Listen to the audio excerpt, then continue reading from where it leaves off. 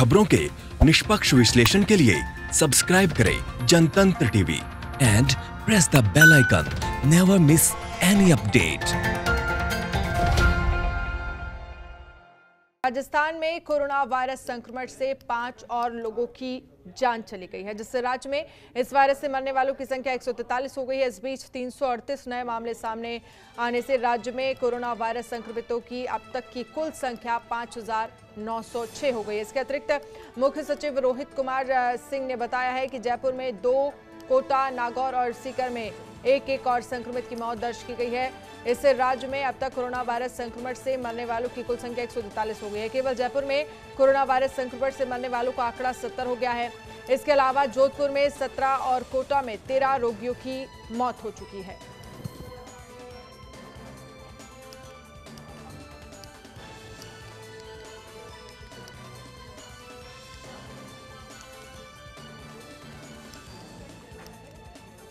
तो संक्रमण से 5 और लोगों की जान गई। लगातार राजस्थान में जो कोरोना के पॉजिटिव मरीज हैं उनकी संख्या बढ़ती चली जा रही है और अभी आंकड़ा बढ़कर 5,906 हो गया है। कुल राजस्थान की बात करें तो वहां पर 5,906 यानी कि लगभग 6,000 कोरोना पॉजिटिव मरीज हैं।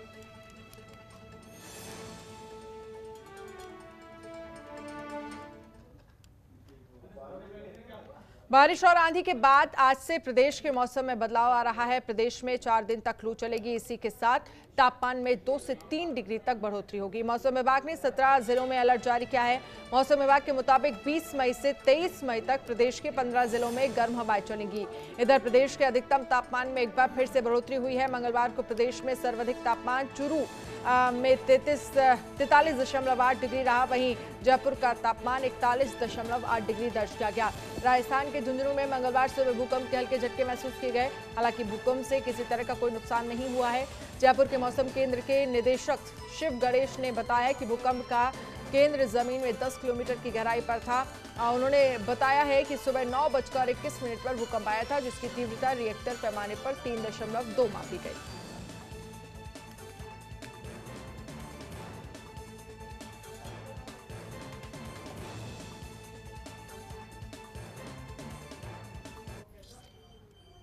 राजस्थान में अब गर्मी ने अपने तीखे तेवर दिखाने शुरू कर दिए हैं। प्रदेश के अधिकांश हिस्सों के तापमान में बढ़ोतरी का दौर शुरू हो चुका है। प्रदेश भर में सोमवार को चूरू में सबसे ज्यादा तापमान दर्ज किया गया। चूरू में पारा 43 डिग्री के पार हो चुका है। बंगाल की खाड़ी से उठे चक्रवाती तूफान अम्फान का प्रभाव राजस्थान में नहीं होगा। मौसम विभाग के अनुसार वर्तमान परिस्थिति के मुताबिक प्रदेश में अगले 4-5 दिनों तक मौसम शुष्क बना रहेगा।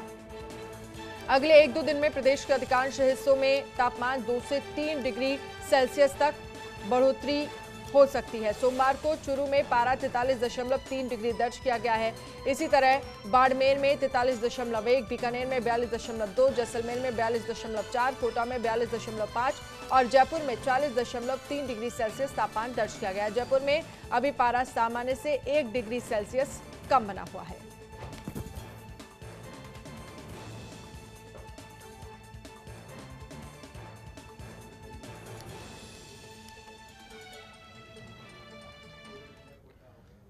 और वहीं अर्थव्यवस्था को फिर से पटरी पर लाने और नए निवेशक को अपने राज्य में बुलाने के उद्देश्य से कुछ राज्यों ने श्रम कानूनों में बदलाव किए हैं।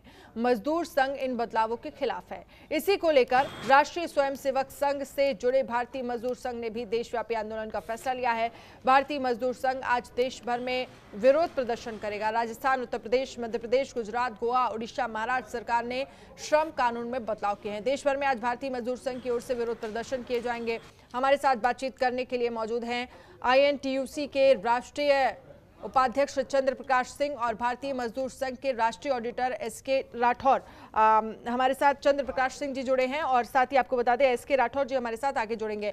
आपका बहुत बहुत स्वागत है सर। चंद्र प्रकाश सिंह जी, जिस तरह से देखा जाए, बात करें अगर हम श्रम कानून में बदलाव के खिलाफ आज देश भर में प्रदर्शन किया जाएगा मजदूरों की तरफ से, लेकिन इन सब के बीच जिस तरह से देखा जाए जो भारतीय मजदूर संघ वो है वो विरोध प्रदर्शन करेगा। जो लगातार बदलाव किए गए हैं मजदूरों के लिए, जो राइट्स उनको लेकर जो बदलाव किया गया है, क्या कहेंगे सर उसको लेकर? देखिए, हम लोगों तो ये केंद्रीय श्रमिक संगठनों ने फैसला लिया है। 10 केंद्रीय श्रमिक संगठनों की बैठक हुई थी और उसमें ये तय किया गया है कि 22 तारीख को मतलब 22 मई को पूरे देश में आंदोलन तो हम लोग करेंगे ही, 8 घंटे का उपवास रखेंगे और दिल्ली के राजघाट पर महात्मा गांधी जी का जो समाधि है वहां पर दिल्ली में 8 घंटे का उपवास होगा और पूरे देश में जिला मुख्यालय, प्रखंड मुख्यालय और जो इंडस्ट्रियल जो कॉम्प्लेक्स है उन सभी जगहों पर एक प्रतीकात्मक रूप से उस कार्रवाई का हम लोग विरोध करेंगे जो विभिन्न राज्य सरकारों ने श्रम कानूनों में बदलाव नहीं किया, उसको निरस्त कर दिया है, सस्पेंड कर दिया है।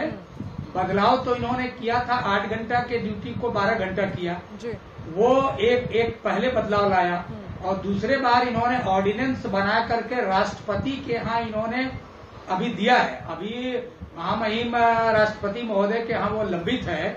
हम लोगों ने राष्ट्रपति महोदय को भी ज्ञापन दिया है और उस ज्ञापन के माध्यम से उनसे हम लोगों ने अनुरोध किया है कि ये जो संविधान में मौलिक अधिकार है मजदूरों को या देश के जो काम करने वाले मेहनतकश श्रमिक हैं उनका उन अधिकारों का हनन होगा। चूंकि क्या है कि राइट टू ऑर्गेनाइज, संगठन बनाने का हमारा अधिकार है, संगठन बना करके जो एक कलेक्टिव बार्गेनिंग का जो अधिकार है, जो हम अपने मांग को रख सकते हैं, मांग के बारे में लोगों से बात कर सकते हैं, इन सब अधिकारों को सस्पेंड किया जा रहा है और हड़ताल, ट्रेड यूनियन के एक्टिविटीज पर पूरी तरह से बैन लगाया जा रहा है। तो ये जो तमाम कदम है सरकार के वो तो देश विरोधी हैं, मजदूर विरोधी हैं और कल होकर के श्रमिकों का जो कुछ भी सुरक्षा का भी जो उनका एक साधन था कि जहां काम करते थे, अभी हाल में आपने देखा विशाखापट्टनम में गैस लीक हुआ और कितने लोग मर गए। तो अब तो कारखाना में इन्होंने कहा है कि कोई इंस्पेक्शन नहीं होगा, कोई इंस्पेक्शन नहीं होगा, कोई जांच नहीं होगा, वो कारखाना में सुरक्षा की कार्रवाई हो रही है कि नहीं हो रही है। ये 3 बरस तक के लिए 1000 दिन के लिए पूरा मनमानी छूट राज्य सरकारों ने ऐसे मैनेजमेंट को दिया है जो कल कारखाना चला रहे हैं या आगे जो चलाएंगे। हमको ये समझ में बात नहीं आती है कि आप कहते हैं न्यूनतम मजदूरी भी देने का जरूरत नहीं है, 12 घंटा ड्यूटी कराने का जरूरत है, उसके बदले उनको ओवर टाइम नहीं देना है, सुरक्षा आदि कोई प्रदान करे न करे इसके लिए कोई बात नहीं है। आप जब चाहे रख लें, जब चाहे निकाल दें। तो ये मजदूरों की स्थिति जानवर से भी बदतर बनाने के लिए सरकार जो प्रयास कर रही है, आखिर इसके पीछे कौन सा डेवलपमेंट का ये बात कर रहे हैं, हमको ये समझ में नहीं आ रहा। इससे कौन सा डेवलपमेंट होगा? आप मजदूरों को, देश में जो 50 करोड़ मजदूर हैं उनको नाराज करके, उनको उनके ताकत को कमजोर करके, उनके जो मेहनत के बदले उनको कमाई मिलना चाहिए उस हिस्से को रोक करके आप क्या करना चाह रहे हैं? इसलिए हम देखिए कहना चाह रहे हैं कि ये सरकार बिल्कुल लॉकडाउन और कोरोना के बहाने पूंजीपतियों को, उद्योगपतियों को ही सहारा दे रही है, उन्हीं को बढ़ा रही है। अभी देख रहे हैं प्रवासी मजदूरों पर जो देश में 7-8 करोड़ के आसपास में है पूरे देश में प्रवासी मजदूर, उन मजदूरों की भी हालत देख रहे हैं। तो कानून बनाना चाहिए मजदूरों के प्रोटेक्शन के लिए। कानून में ऐसा बदलाव नहीं होना चाहिए कि जो मजदूरों की सुरक्षा की जो बात की जा रही है, साफ तौर पर चंद्र प्रकाश जी आपका यही कहना है कि पहले से ही लॉकडाउन को देखते हुए मजदूरों पर एक मार पड़ रही है, और दूसरा ये कि जो लगातार श्रम कानून में बदलाव, जो भी सारे अधिकार मजदूरों के फेवर में है उनको सीधे तौर पर निरस्त कर दिया गया है। ठीक है, और इस पर ज्यादा बातचीत करने के लिए हमारे साथ एसके राठौर, भारतीय मजदूर संघ राष्ट्रीय ऑडिटर जुड़ गए हैं। एसके राठौर जी, जिस तरह से देखा जाए हमारे साथ चंद्र प्रकाश सिंह जी भी जुड़े हुए हैं, लेकिन इन सब के बीच अगर हम बात करें, जो लगातार राइट्स को लेकर बात की जा रही है, मजदूरों के जो अधिकार हैं उनमें बदलाव किए गए हैं और कई सारे जो मजदूरों के फेवर में जो अधिकार थे उनको निरस्त ही कर दिया गया है, क्या कहेंगे आप? मेरा तो इसके समय इस वक्त जो मजदूरों के भलाई के लिए कुछ ना कुछ करना चाहिए सरकारों को जी। वो करने की बजाय ये पलायन वाली जो नीति अपनाई है वो सरकार के द्वारा ठीक नहीं है। 40 करोड़ मजदूर है, वो असंगठित मजदूर है, उनके बारे में कुछ सोचा ही नहीं जा रहा। उनके लिए जो कुछ कानून बने हुए हैं उन कानूनों को भी खत्म करने की बात की जा रही है, जबकि होना ये जो कानून जो भी बनते हैं वो सरकार की बदौलत नहीं बनते। इंटरनेशनल लेवल पे आईओलो के माध्यम से कानून बनते हैं, उसकी कन्वेंशन होती है, कन्वेंशन की इम्प्लीमेंटेशन है वो सरकार यहाँ करती है। सरकार उन कन्वेंशन के भी खिलाफ जा रही है, इंटरनेशनल जो कन्वेंशन है उसके भी खिलाफ जा रही है। तो सरकार के द्वारा जो ये आज हम लोग भी है, भारतीय मजदूर संघ पूरे देश भर में राष्ट्रपति को इसके संबंध में ज्ञापन दे रही है कि जो भी राज्य सरकारें ये कर रही है वो ठीक नहीं कर रही है, तुरंत प्रभाव से है ये जो भी संशोधन करने वाली है, करने जा रही है, कर रही है, उसको वापस लिया जाए। बिल्कुल, लेकिन इन सब के बीच अगर हम बात करें, सीटू की तरफ से भी तमाम तरह के सवाल उठाए गए हैं, जो साफ तौर पर यह कहा गया है कि मजदूरों के अधिकारों के साथ खिलवाड़ हो रहा है और इस फैसले को लेकर केंद्र सरकार को उन्होंने जिम्मेदार ठहराया है। सीटू की तरफ से भी कहा गया और ये कहा गया कि आईएलओ में इसकी कहीं ना कहीं शिकायत करना बेहद जरूरी है। इंटरनेशनल लेबर ऑर्गेनाइजेशन को लेकर ये कहा जा रहा है कि इसको ये मुद्दा उठना चाहिए, क्योंकि जब पूरा देश लॉकडाउन है तब मजदूरों को जो राहत पहुंचाने की बात यहां पर की जा रही है, वहीं दूसरी तरफ ये कहा जा रहा है कि जो उनके अधिकार हैं वो कहीं ना कहीं उनसे छीने जा रहे हैं। चंद्र प्रकाश जी, देखिए, हमारा तो कहना है कि हम तो C2, AITUC ये सबके सब सेंट्रल यूनियन में बात करें उसी का ही समर्थन कर रही है। तो जो मैं कह रहा हूँ इंटरनेशनल कन्वेंशन है, अभी ये कई राज्यों में है, वो 12 काम के 12 घंटे कर दिए गए हैं। तो 12 घंटे करना 8 घंटे की कन्वेंशन है और उसके लिए बहुत संघर्ष किया है पूरे विश्व में ट्रेड यूनियंस ने, उसके बाद में ये सारा हुआ है। अब उसको भी 8 से बढ़ा के 12 घंटे किए जा रहे हैं। ये कहा जा रहा है कि साहब कि 12 घंटे हम लोग कर रहे हैं, तो इसमें है वो कई स्टेट ये भी कह रही है कि साहब कि हम ओवर टाइम देने वाले। ओवर टाइम आप 1/3 लेबर फोर्स को आप लोग खत्म करने जा रहे हैं। अभी है लेबर को है वो आपको सपोर्ट करने की जरूरत है, आप उसको खत्म करने की बात कर रहे हैं। तो कुल मिला के जो भी ट्रेड यूनियन मूवमेंट जो चल रहा है, जो भी हमारे साथी कह रहे हैं, कहीं कोई गलत नहीं कह रहे। इस वक्त सरकार को इसके बारे में सोचना चाहिए कि हमें सपोर्ट देना चाहिए। कुछ राज्य सरकारों ने अपनी वाहवाही लूटने के लिए मजदूरों को डिस्टर्ब किया। होना ये चाहिए था कि जो जहाँ मजदूर था वहाँ पर उसको उनका वेतन मिलना चाहिए था, वो नहीं मिला। अभी है 13 मई को एक आंदोलन हुआ पाली उम्मेद बिल में, उसमें एक श्रमिक नेता जो भारतीय मजदूर संघ का कार्यकर्ता था उसकी हत्या कर दी गई राज्य सरकार के द्वारा। और उसमें हम लोग चाहते हैं कि उसमें सीबीआई बैठाई जाए, सीबीआई उसको लेकर जांच करे। और वो वहां पर इश्यू चल रहा था सिर्फ इसलिए कि वेतन नहीं मिल रहा था, वही वाला इश्यू चल रहा था। और उसको घर से ले जाके उसको पीटा गया पूरी तरह और पीटे उसकी हत्या कर दी गई।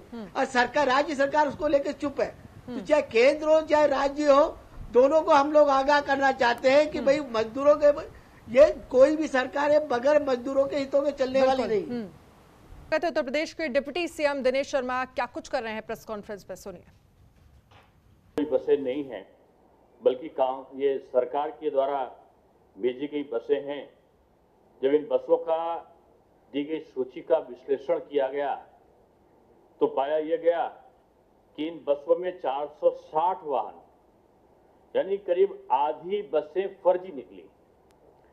आपदा के वक्त इस प्रकार का घिनौना मजाक शायद इससे पहले कोई राजनीतिक दल, इतना बड़ा राजनीतिक दल ने कभी नहीं किया होगा कि सूची दें और सूची के बाद एक सरकार की बसों की सूची निकले और उस सरकार की बसों की सूची में से 460 यानी करीब आधी बसें फर्जी निकल जाएं। इन 460 बसें जिनको मैं फर्जी कह रहा हूं, उसके पीछे तथ्य है हमारा कि 297 बसें कबाड़ हैं, यानी सड़क पर चलने लायक नहीं, उनकी फिटनेस नहीं है, उनके प्रमाण पत्र तक के वो फिटनेस के प्रमाण पत्र तक के वो काबिल नहीं है। और इस प्रकार की बसें जैसे 297 बसें जिनको मैंने कहा कि फिटनेस तक नहीं है, क्या हम उत्तर प्रदेश में प्रवासी श्रमिकों की जान का खिलवाड़ करें क्या? या अनफिट बसों को चलाकर हम क्या किसी के साथ इस प्रकार का व्यवहार कर सकते हैं कि उसकी असुरक्षित यात्रा हो?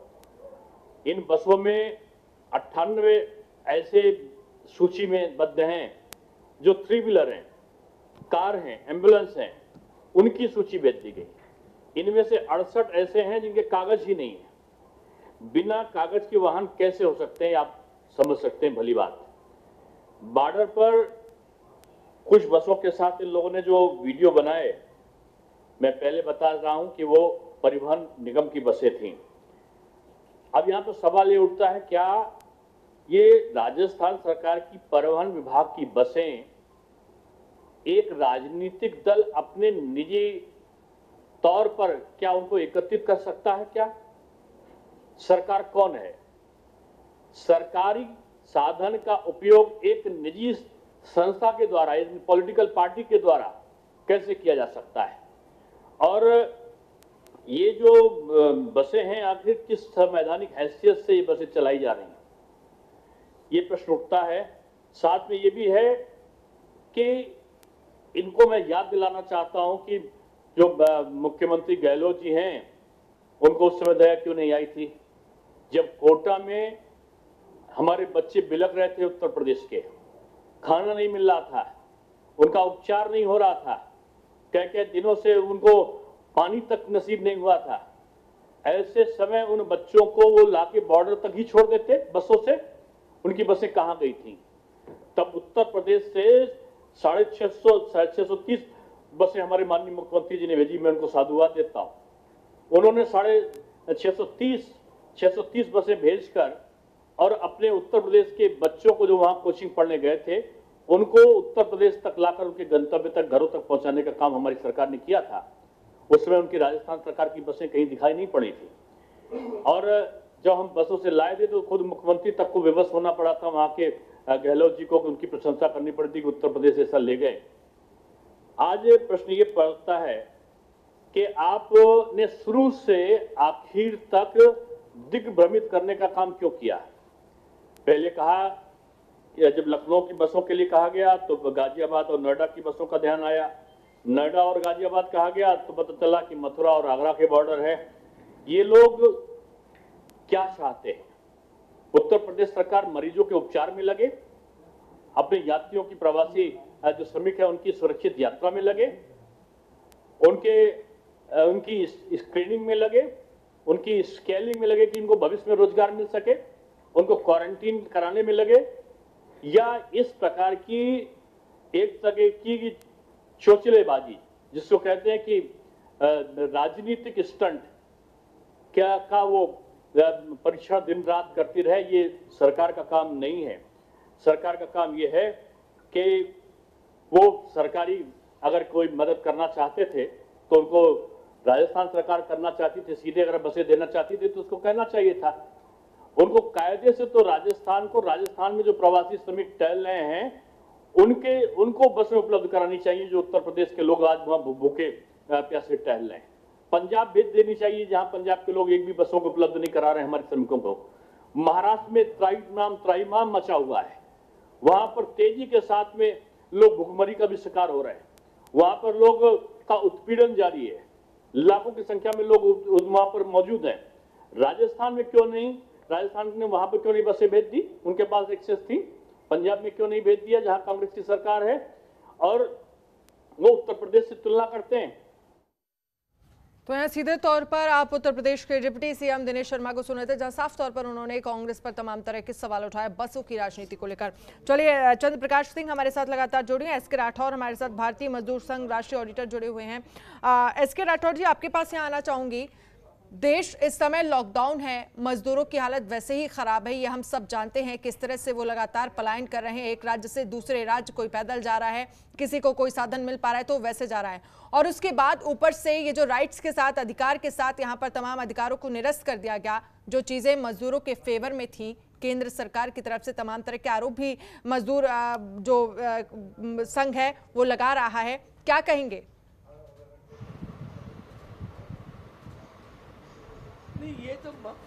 ये बंधुआ मजदूरी की तरफ हम लोग बढ़ रहे हैं, ऐसा लग रहा है।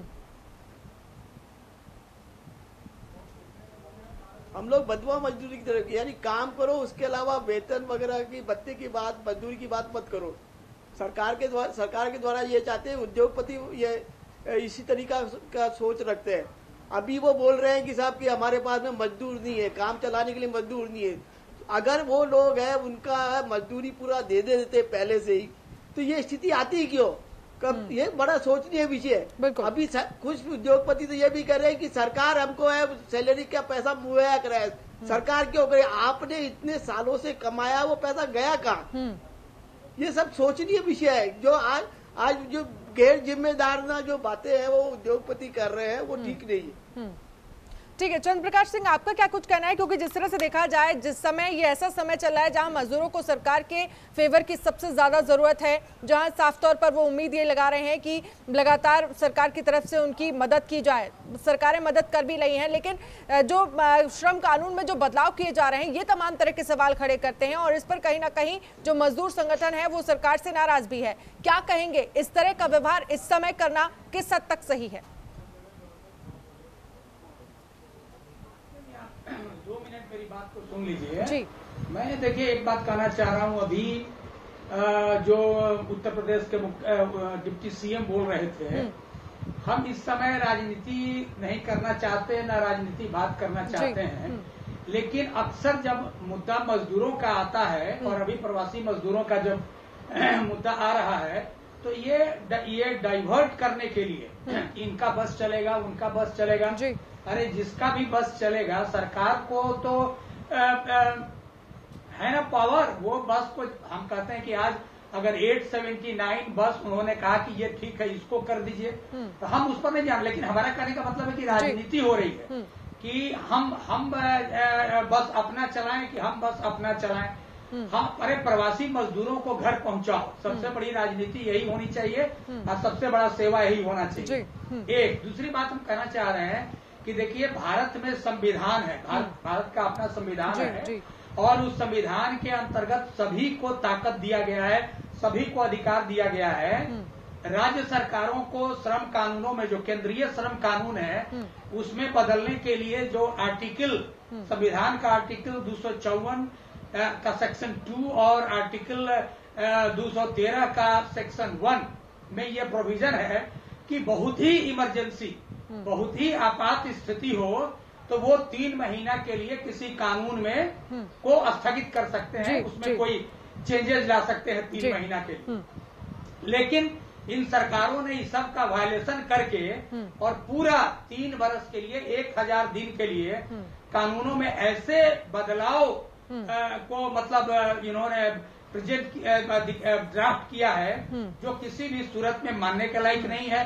सारे कानून को ही ये सस्पेंड कर रहे हैं। इवन महिलाओं के लिए मैटरनिटी लीव है, उसको भी खत्म करना चाहते हैं। जो वर्कर्स के लिए सेफ्टी का कानून है, इंडस्ट्रियल डिस्प्यूट एक्ट में कलेक्टिव बार्गेनिंग और स्ट्राइक का जो अधिकार है, सब कानून को सस्पेंड करना चाह रहे हैं। तो हम आपको कह रहे हैं कि सरकार अभी देखिए, अभी एक जो हमारा संविधान में ही हमको मिला हुआ है कि हम अपना काम सुरक्षित जगह पर कर सकते हैं, हमारे काम अच्छा हो, हम अपनी काम के दौरान हमारी रक्षा हो, सब हो, ये भी संविधान के आर्टिकल 21 में प्रोविजन दिया हुआ है। लेकिन इन सबों का उल्लंघन करते हुए मतलब संविधान को भी ये सरकार मानने को तैयार नहीं है। तो मजदूरों के हक अधिकार के सवाल का ये क्या बात करेंगे? ये इसलिए इनसे कोई उम्मीद नहीं है। हमारे जो साथी अभी बोल रहे थे बीएमएस के, हम उनको भी धन्यवाद देना चाहते हैं कि वो भी इस लड़ाई में या सरकार के इस मजदूर विरोधी जो अभियान है उसमें ये शामिल है और ये सरकार के खिलाफ मजदूरों का आवाज बुलंद करना होगा। 22 तारीख को पूरे देश में हम लोग इसका प्रदर्शन करेंगे। ठीक है, चलिए, बहुत बहुत शुक्रिया हमसे बातचीत करने के लिए। एसके राठौर भी हमारे साथ जुड़े थे, उनका भी बहुत बहुत शुक्रिया। बुलेटिन में फिलहाल इतना ही। देखते रहिए जनतंत्र टीवी। नमस्कार।